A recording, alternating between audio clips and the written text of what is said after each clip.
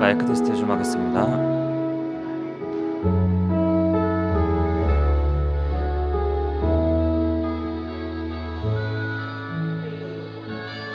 마이크 테스트 좀 하겠습니다. 이거를 펴놓으면은 주변이 살짝 어두워지면 얘가 같이 어두워지고 주변이 밝아지면 얘가 같이 밝아지고 하는데 중간중간에 이제 뭐 내가 이렇게 뭐 하다가 이렇게 하거나 그러면 얘가 그냥 슬슬슬슬 이게 센서가 되게 있네가지고 나도 핸드폰 그거 설정해놔가지고 핸드폰 내가 없애버렸어.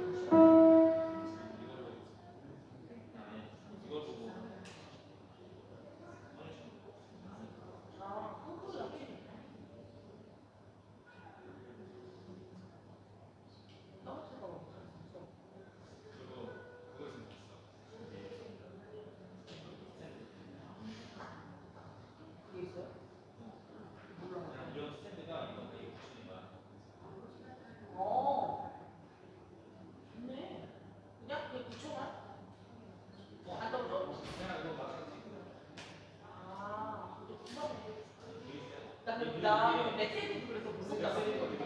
아니 나 근데 맥세이프 내가 이거 들고서 맨날 이렇게 돌아다니니까 불안해서 못 해가지고 그래서 결국에는 안 되었어요. 맥세이프로 이것도 갈 수 있는 거 알아요?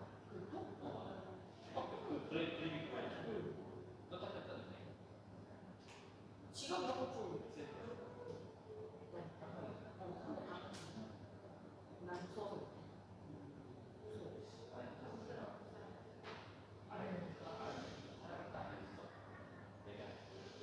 저요? 아니. 저는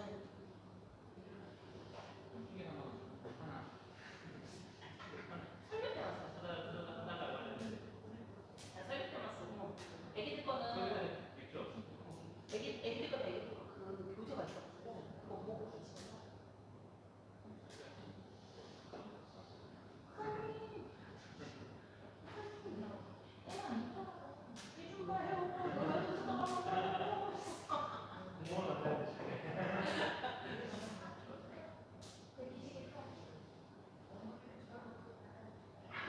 배꼽 나왔어.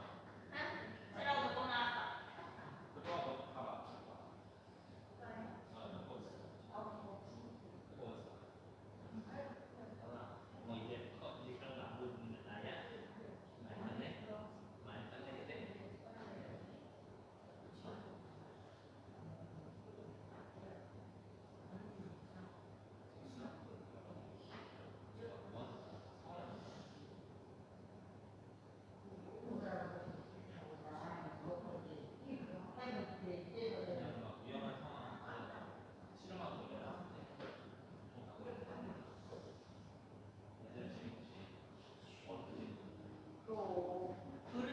나 오늘 핸드폰을 껴맞았잖아 아침에. 이게 한 달 사용량 그걸 보여주거든요. 그래서 내가 한 달 동안 뭐 얼마큼 사용했는지 근데 한 달 동안 가장 많이 사용한 이거 앱 유튜브.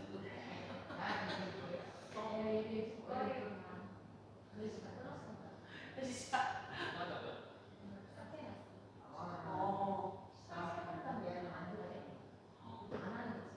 그 네이버로 들었잖아요. 그거까지 내가 계획하고 뭐지? 하루 뭐 일주일 하루 뭐 일주일 사용량 그럼 어른이 다 제한될 수 있잖아. 내가 제안할 수 있는 일이 있어.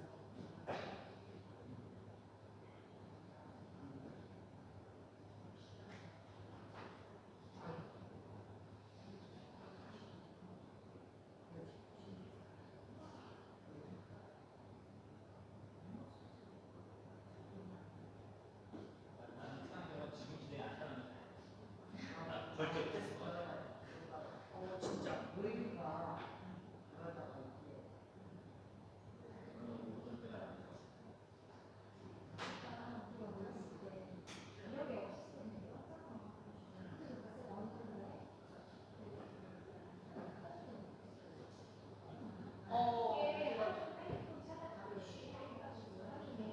디지털 다이어트.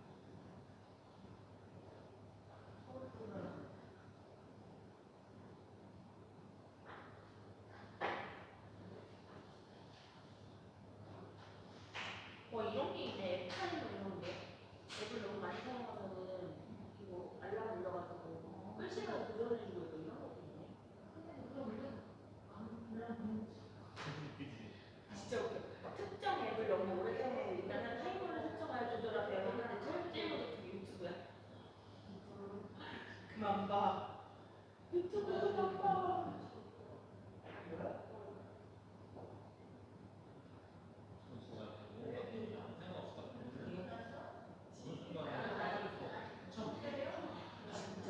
특히 쇼츠 넘기면서 보면은 쇼츠가 진짜 무서워요. 쇼츠가 그거요. 그 순간 독감이 엄청 유명해가지고 그게 그 기억력 감퇴랑 그리고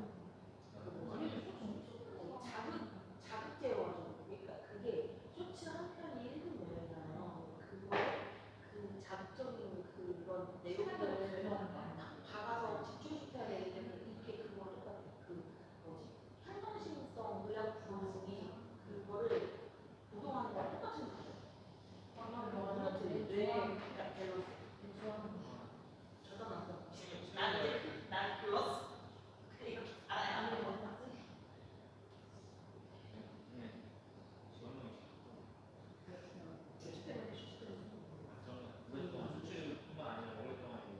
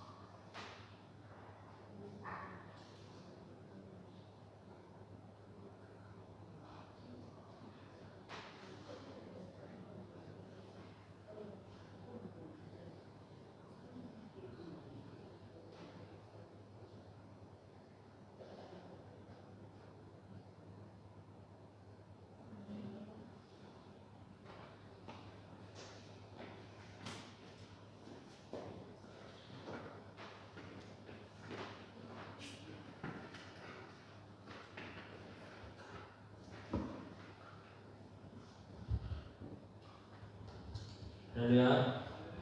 주일 오후 천안예배 자리에 나오신 여러분 환영합니다. 이 주에 함께 예배자 찬양 함께 노래하겠습니다.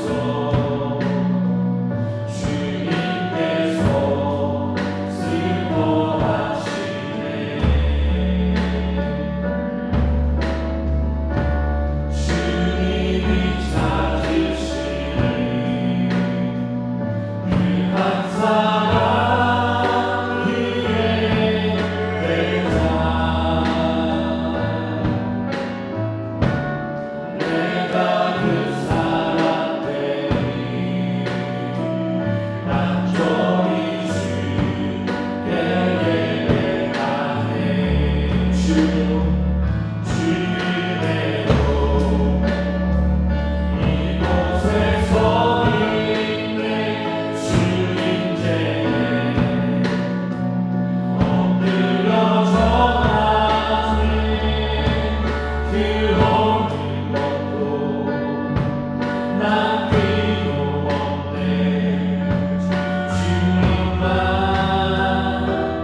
경배해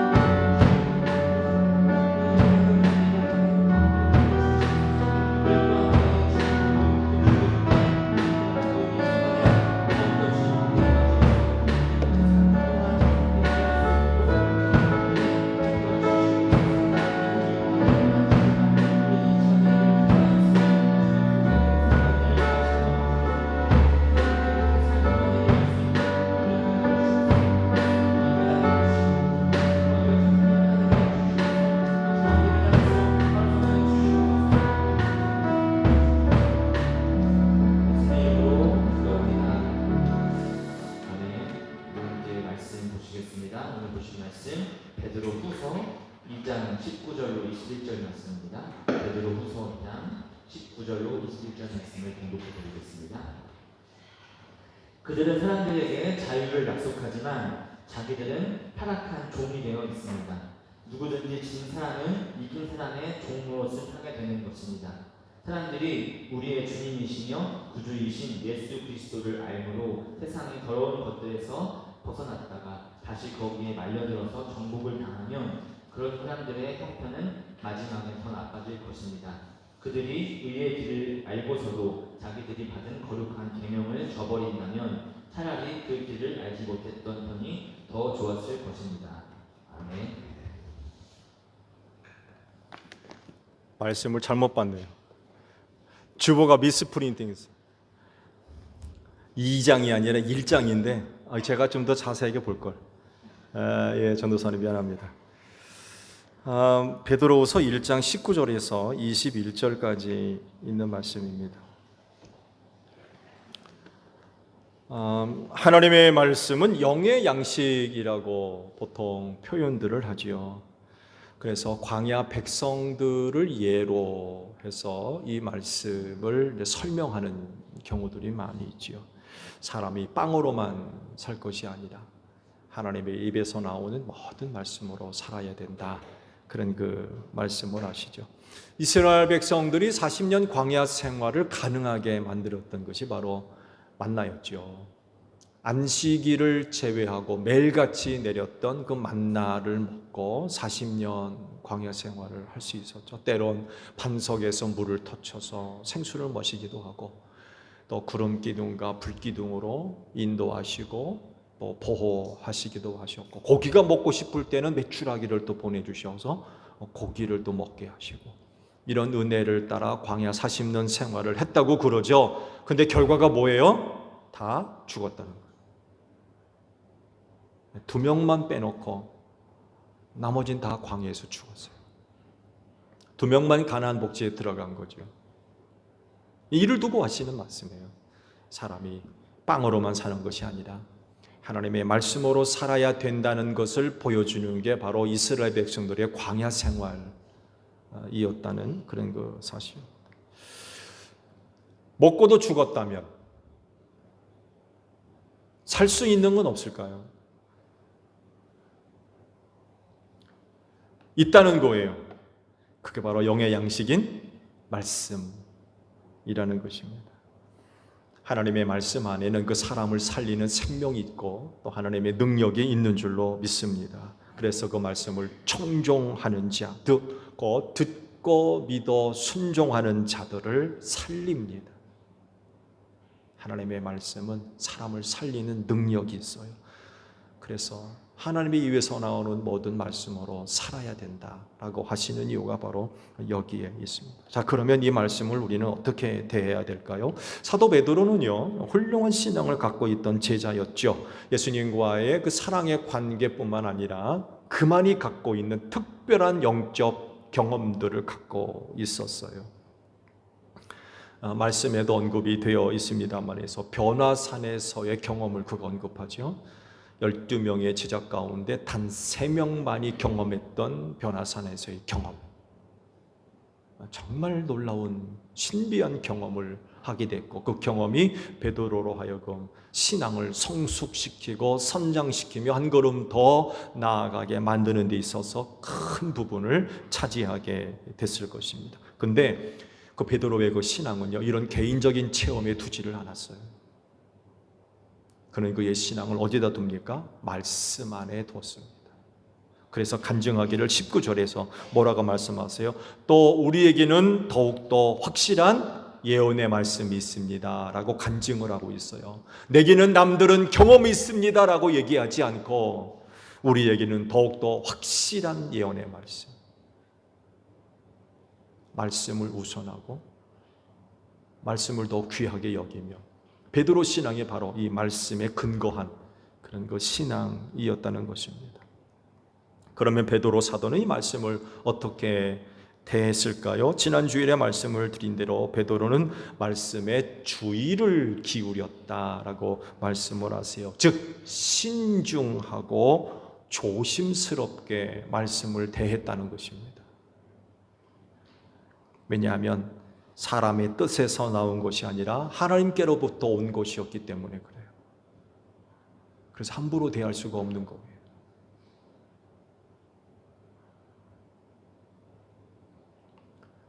성경에 대해서 사람이 한 일은 기록한 것밖에 없습니다. 사실은 성경 말씀 어느 곳에도 사람이 개입해서 말씀을 계획하고 말씀을 좌우하고 말씀을 결정한 것은 없습니다. 말씀 이렇게 써야지 하고 기록한 곳 없어요. 그 말씀은 오직 하나님에게서 나온 하나님의 말씀입니다. 그렇기 때문에 이런 말씀을 인간이 접하고 그 인간이 대한다고 하면 주의해야 된다는 거죠. 함부로 대할 수가 없었던 것. 그래서 유대교에서는 하나님의 말씀, 율법서를 읽을 때 아무나 율법을 접할 수가 없었어요. 허락된 사람만이 율법을 읽었습니다. 카톨릭에서는 사제들 이외에는 성경 말씀을 소유할 수가 없었어요. 가져가려면 특별히 허락을 받아야만 가져갈 수 있어요. 그것이 이제 종교개혁을 통하여서 각 나라 말로 번역되며 봉신도까지 하나님의 말씀을 갖게 된 거죠. 성경 말씀은 하나님으로부터 온 하나님의 말씀이기 때문에 주의를 기울여야 된다고 했는데 여러분은 성경을 어떻게 대하십니까? 성경 어디다 놓으세요?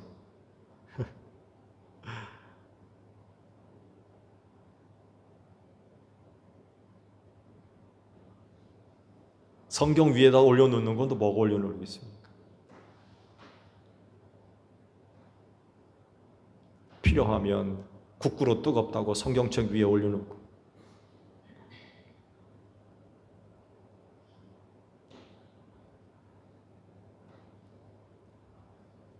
누룽지 올려놓은 건 아니에요. 혹시 성경 말씀 아무데나 방치해 놓는다든지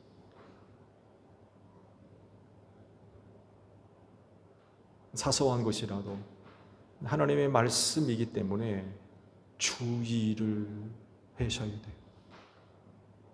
아무렇게나 대할 수 없다는 거예요.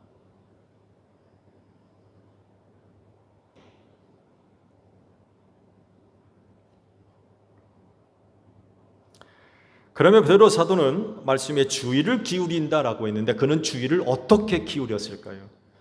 20절 보게 되면 사도 베드로가 이제 이 부분에 대해서 이제 말씀을 하고 있죠. 여러분은 무엇보다도 먼저 알아야 할 것은 이것입니다. 아무도 성경의 모든 예언을 제멋대로 해석해서는 안 됩니다. 하고 주의를 기울이는 부분에 대해서 이렇게 말씀을 하셔서 제멋대로 해석하면 안 된다. 주의를 기울이는 한 부분이죠.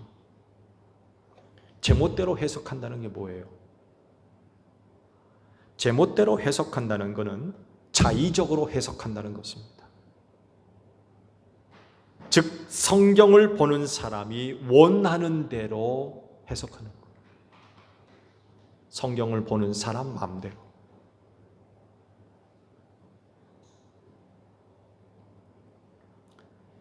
하나님의 말씀을 그 말씀 가운데서 하나님의 뜻을 발견하고 또 하나님의 의도를 찾아야 되는데 보는 사람 마음대로 보는 거예요. 유대교의 큰 실수죠. 좋은 예로도 안식일에 대한 규정 하나만 하더라도 39가지 규정이 있어요. 이건 율법이 없는 겁니다. 장로들의 유전이라고 해서 사람들이 만들어 놓은 규정이에요. 안식일을 잘 지키기 위해서 해서는 안 되는 39가지 규정. 그래서 예수님과 그렇게 안식일 논쟁을 벌였던 거예요. 사람들이 만들어 놓은 규정과 예수님이 지금 하고 있는 일과 안 맞는 거예요. 안식일날 일하니까 병자도 고치고 불쌍한 사람 도와주고 그러니까 안식일날 무슨 그런 일을 하느냐고 난리가 났던 거예요. 왜 그런 반응을 하느냐? 자기들이 만들어 놓은 안식일의 39가지 규정에서 맞질 않으니까. 말도 안 돼요. 이게 자기 멋대로 해석하는.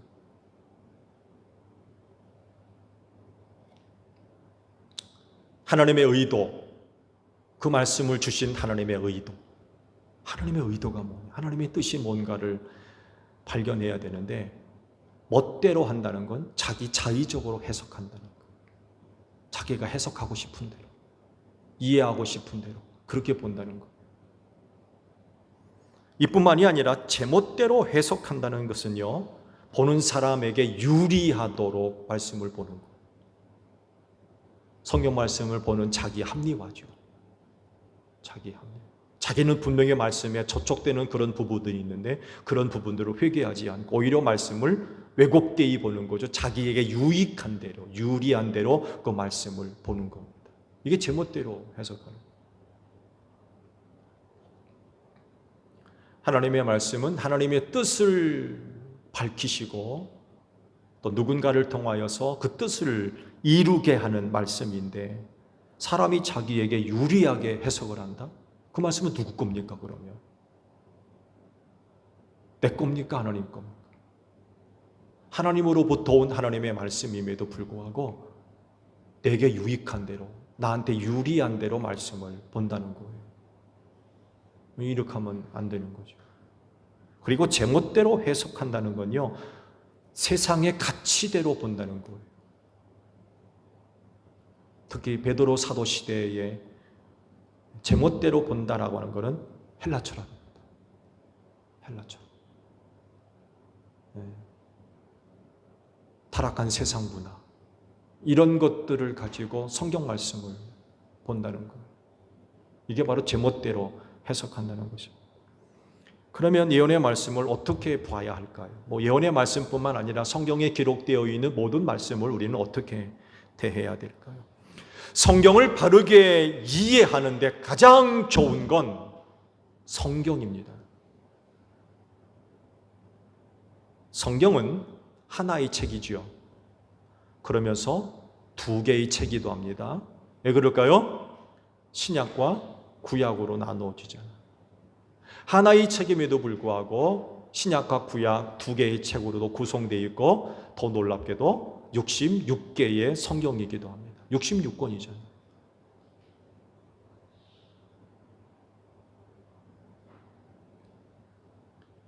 요한군은 기억나나요? 3927 기억나시죠? 네. 성경은 하나이지만 신구약 둘이기도 하고 구약은 39권, 신약은 27권, 3927.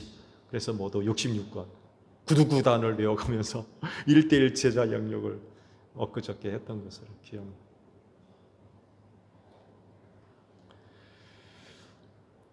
그래서 많은 사람들이 성령의 감동에 사로잡혀서 기록을 했고요.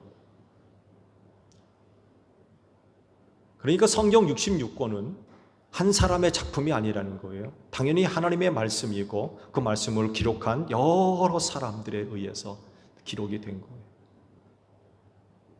시간적으로도 많은 차이가 납니다.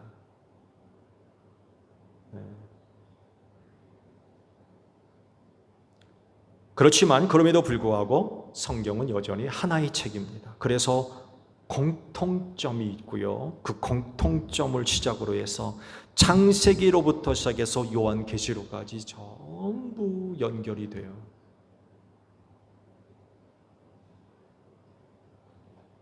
그래서 나오는 말이 이런 말이 있죠. 요한계시록은 성경의 마지막 책이 아니라 다시금 창세기로 연결된다는 말을 합니다.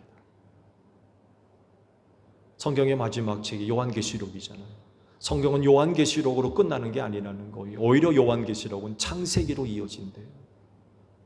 왜 그럴까요? 새하늘과 새 땅을 언급하잖아요. 창세기 마지막 장에. 창세기 보세요. 1장 1절에 하나님이 천지를 창조하셨다. 그래서 요한계시록은 성경의 마지막 책이 아니라 창세기로 이어진다. 그런 그 이야기를 합니다.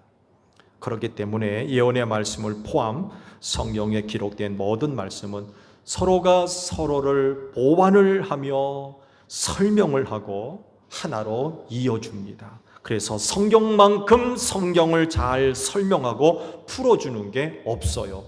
그래서 성경은 성경으로 봐야 됩니다. 제멋대로 보면 안 된다는 거예요. 그럼에도 불구하고 제멋대로 보는 건 단 한 종류. 누구겠어요? 이단입니다.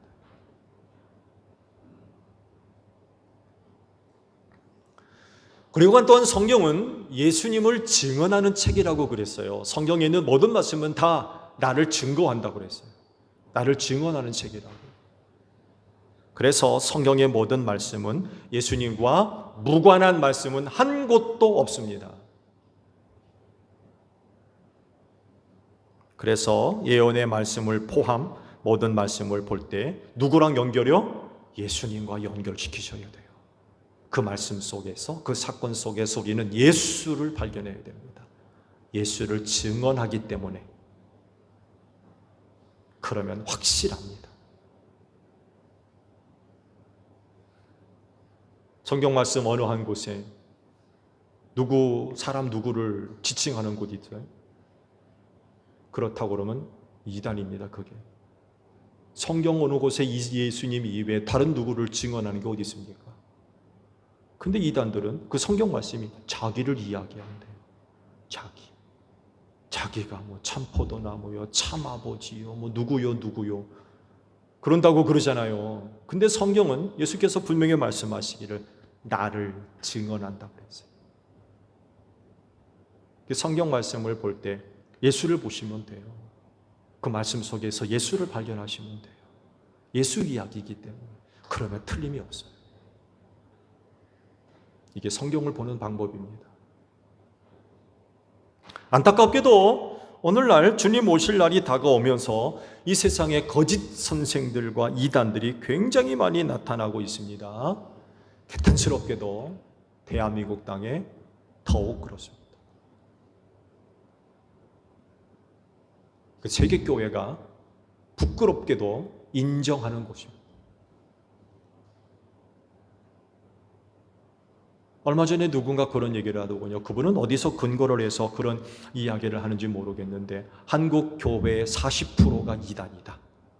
그런 얘기를 하더라고요.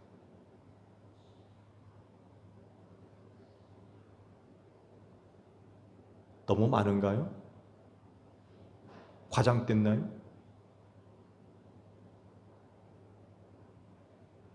그래서 그랬잖아요. 언젠가도 개 교회 안에 신천지 안 들어가 있는 교회가 없을 거라. 심각한 거지. 앞으로는요 기적을 행하는 적그리스도까지 나타날 것이라고 그랬어요. 예수께서 행하셨던 기적, 그런 기적을 행하는 적그리스도까지 나타나서 많은 사람들을 유혹할 것이라고 그랬어요. 이들의 특징이 뭡니까? 거짓말한다는 거예요. 새로운 계시를 주장하면서 성경에 없는 이야기를 합니다. 성경에 있는 말씀이라도 오늘 말씀과도 같이 제멋대로 해석하는 이들이 많이 나타난다는 거예요. 근데 문제는 많은 사람들이 이 유혹에 넘어가서 예수님 부인하고 신앙 버리고 교회 바깥으로 나가고 있어요. 누군가는 그러거든요. 오늘 한국 교회 이와 같은 현상을 두고 이야기하는데 더 많이 나가야 된대요. 교회에서. 나 그 소리 듣고 깜짝 놀랐어요. 더 많은 사람들이 교회에서 나가야 된대요. 그분 주장은 그래요. 알곡과 쭉정이를 더 구분해야 된다는 거예요.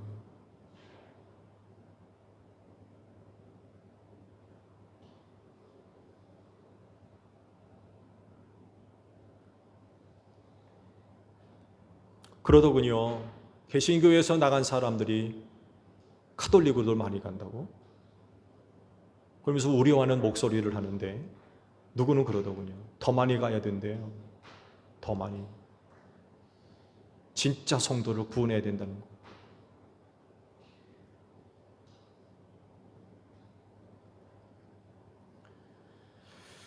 이런 때 우리 그리스도인은요 예언의 말씀을 포함해서 하나님의 모든 말씀들을 가까이 하셔야 됩니다.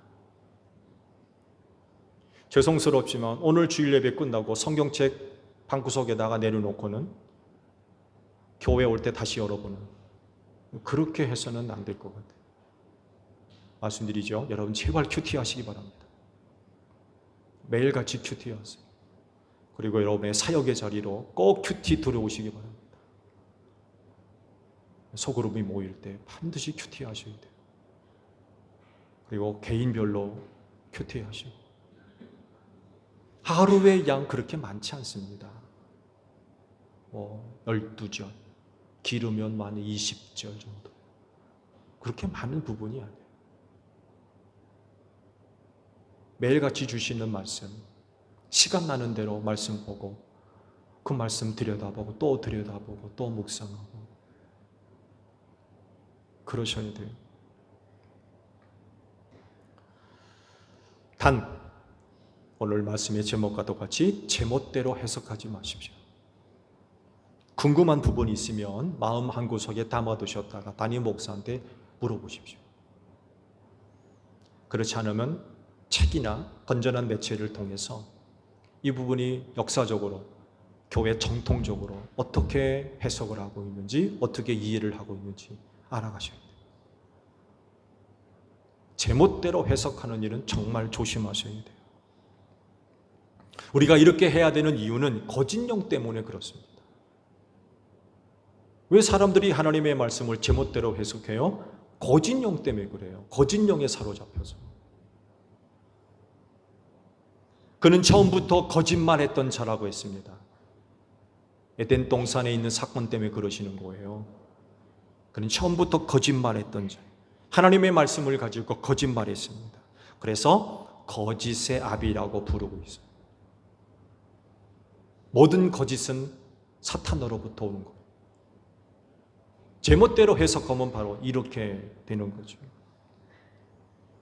성경은 사람의 말이나 사람의 글이 아닙니다. 그건 오직 하나님으로부터 나온 하나님의 말씀입니다. 볼 때마다 여러분 안에 내주하신 성령께서 그 말씀을 깨닫게 하시고 믿게 하시는 은혜로 함께 하시기를 바랍니다. 기도하겠습니다. 하나님의 말씀은 영의 양식인 줄로 믿습니다. 그 말씀은 나를 살리는 생명이 있고 능력이 있는 줄로 믿습니다. 하나님의 말씀을 함부로 대하지 않게 하시고 또한 헛되이 해석하는, 제멋대로 해석하는 그런 그 모습들 없게 하옵소서. 살리는 말씀이 여기 있는데 어떻게 우리가 주의를 기울이지 않겠습니까? 말씀을 볼 때마다 성령님 우리를 도우셔서 깨닫게 하시고 믿게 하옵소서. 오늘날 주님 오실 날이 점점 다가오고 있는 이때에 거짓 영들이 얼마나 역사를 많이 하고 있는지 모릅니다. 이런 때일수록 하나님의 말씀을 가까이 하게 하시고 그때마다 하나님이 우리의 영의 눈을 열어주셔서 진리를 보게 하시고 깨닫는 가운데 진리 가운데 든든히 서는 제1교회 모든 성도들이 되어지게 하옵소서. 눈물 흘리며 씨 뿌리러 나갑니다. 도와주셔서 다시금 아버지께로 돌아올 땐 기쁨의 단을 거두어 드릴 수 있도록 한 주간의 삶을 축복하여 주시옵소서. 예수님의 이름으로 기도하옵나이다. 아멘. 우리 함께 손을 들고 파송 찬양하시겠습니다.